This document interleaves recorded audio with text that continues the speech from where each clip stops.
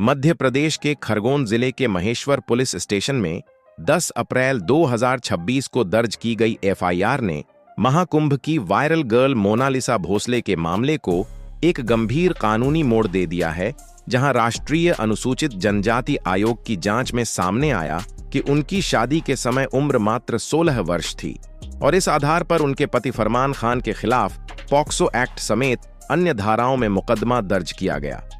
इस पूरे घटनाक्रम पर अगर आपकी कोई राय है या आप कुछ जानना चाहते हैं तो वीडियो को लाइक जरूर करें और कमेंट सेक्शन में अपने विचार साझा करें, ताकि हम सब मिलकर इस मुद्दे को बेहतर तरीके से समझ सकें। मोनालिसा भोसले मध्य प्रदेश के खरगोन जिले की एक साधारण परिवार से ताल्लुक रखती हैं, जो अनुसूचित जनजाति समुदाय की सदस्य हैं और पिछले साल 2025 के महाकुंभ मेला के दौरान प्रयागराज में रुद्राक्ष की मालाएं बेचते हुए अचानक सोशल मीडिया पर वायरल हो गई थीं। उनकी कजरारी आंखें और सहज मुस्कान ने लाखों लोगों का ध्यान खींचा था और जल्द ही उन्हें मॉडलिंग फिल्मों और ब्रांड प्रमोशंस के ऑफर आने लगे थे, जिससे उनकी जिंदगी में एकाएक बड़ा बदलाव आ गया। उसी दौरान उन्होंने फरमान खान नाम के एक मॉडल और अभिनेता से फेसबुक के जरिए मुलाकात की थी, जो महाराष्ट्र उत्तर प्रदेश के बीच के इलाके से ताल्लुक रखते हैं, और दोनों के बीच दोस्ती धीरे धीरे रिश्ते में बदल गई थी। फरमान खुद को एक छोटे स्तर के सिनेमा और मॉडलिंग काम से जुड़ा बताते थे, जबकि मोनालिसा की वायरल फेम के बाद परिवार की कुछ सदस्यों ने उनके रिश्ते का विरोध किया था।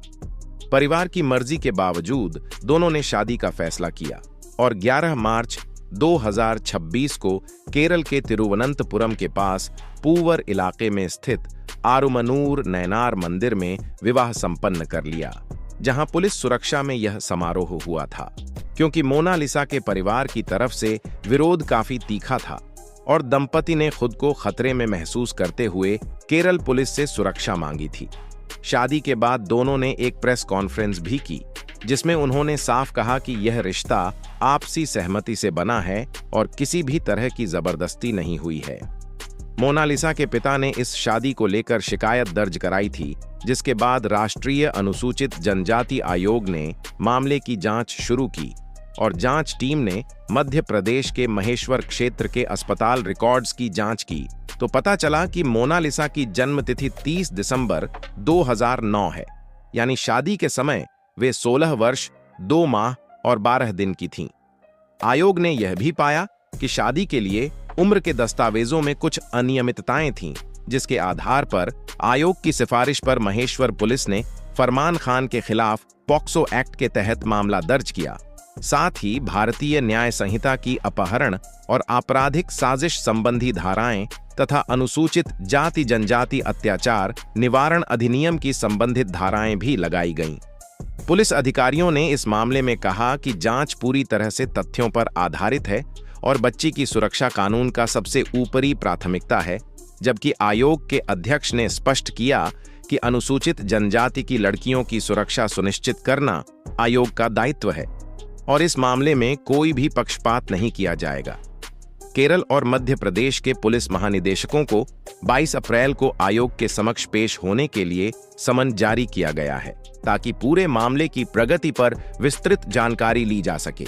सोशल मीडिया पर इस पूरे घटनाक्रम को लेकर काफी चर्चा हो रही है, जहां कुछ लोग बाल संरक्षण कानूनों की सख्ती की सराहना कर रहे हैं और कह रहे हैं कि नाबालिगों की शादी किसी भी हाल में गलत है, जबकि कुछ अन्य इस बात पर सवाल उठा रहे हैं कि वायरल फेम के बाद अचानक उम्र की जांच क्यों शुरू हुई और दस्तावेजों की जांच पहले क्यों नहीं हुई थी। लोगों की राय में अंतर है, कुछ इसे अंतर धार्मिक विवाह के संदर्भ में देख रहे हैं तो कुछ इसे सिर्फ कानूनी मुद्दा मानते हैं,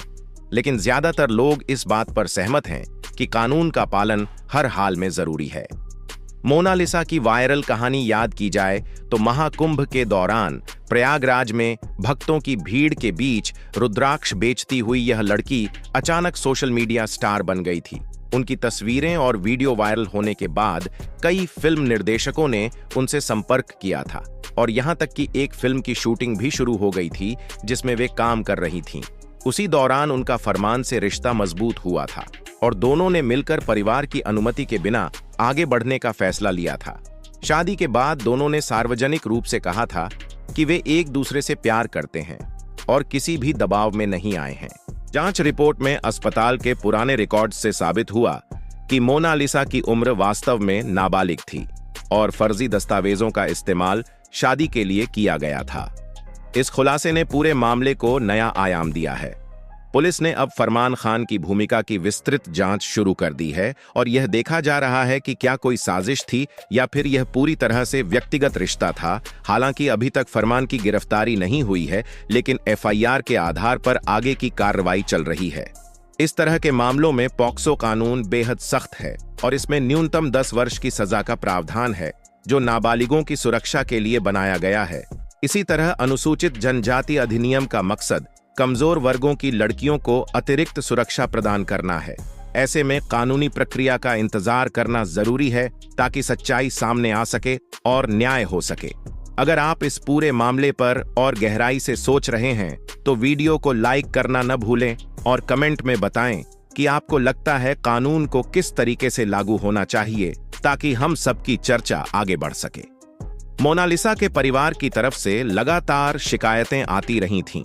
जिनमें यह कहा गया था कि फरमान ने पहले परिवार के साथ अच्छे संबंध बनाए थे और खुद को भाई जैसा बताते थे, लेकिन बाद में रिश्ता बदल गया था। जबकि फरमान की तरफ से हमेशा यह दावा किया गया कि रिश्ता आपसी था और मोनालिसा ने ही पहल की थी। दोनों ने मिलकर केरल में शादी की थी, जहां पुलिस ने सुरक्षा दी थी ताकि कोई अप्रिय घटना न हो।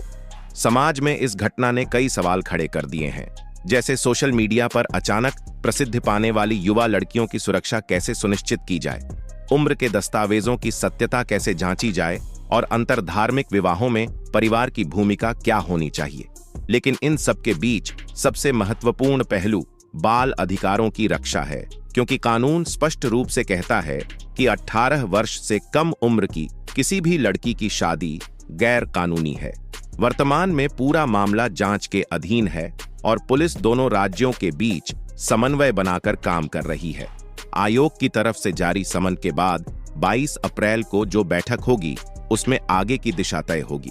मोनालिसा की सुरक्षा को भी ध्यान में रखा जा रहा है और फिलहाल वे परिवार के साथ या सुरक्षित स्थान पर हैं। इस बीच सोशल मीडिया पर तरह तरह की चर्चाएं जारी हैं, लेकिन हमें इंतजार करना चाहिए कि कोर्ट क्या फैसला सुनाती है। यह घटनाक्रम हमें याद दिलाता है कि प्रसिद्धि कितनी भी तेजी से आए, लेकिन जिंदगी के हर फैसले में कानून और वास्तविकता को प्राथमिकता देनी चाहिए। बच्चियों की शिक्षा, सुरक्षा और भविष्य को मजबूत बनाने के लिए समाज और प्रशासन दोनों को जागरूक रहना होगा, ताकि ऐसे मामले भविष्य में कम हों और हर युवा अपनी सही उम्र में सही फैसले ले सके। अंत में कहा जा सकता है कि कानून की प्रक्रिया पर पूरा विश्वास रखना चाहिए, क्योंकि सच्चाई अंततः सामने आएगी और न्याय की राह पर चलकर ही हम एक सुरक्षित समाज का निर्माण कर सकते हैं, जहां हर व्यक्ति, चाहे वह किसी भी समुदाय का हो, अपनी गरिमा और अधिकारों के साथ जी सके।